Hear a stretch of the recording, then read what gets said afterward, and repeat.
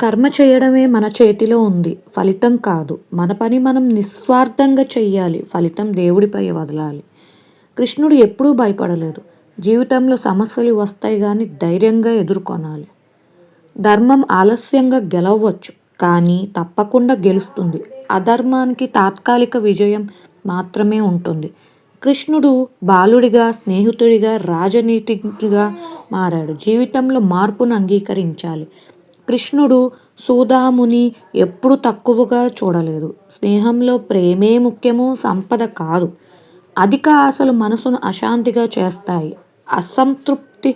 సంతృప్తి ఉన్నవాడే నిజంగా సుఖంగా ఉంటాడు. మనసును మనం మిత్రుడైనా శత్రువైనా కావచ్చు. ధ్యానం, భక్తితో మనసును నియంత్రించాలి. కంసుడు, దుర్యోధనుడు అహంకారంతో నాశనమయ్యారు. వినయం ఉన్నవాడే ఎదుగుతాడు. పాండవులు కష్టాల్లో ఉన్న కృష్ణుడు వదల్లేదు. నిజమైన భక్తుడికి దేవుడు ఎప్పుడూ కాపాడతాడు. కృష్ణుడిని ఆడంబరమైన పూజలు అవసరం లేదు. స్వచ్ఛమైన హృదయంతో చేసిన భక్తే చాలు. ప్రతి మనిషి జీవితంలో కురుక్షేత్రం ఉంటుంది. ధర్మాన్ని ఎంచుకుంటే గెలుపు మనదే.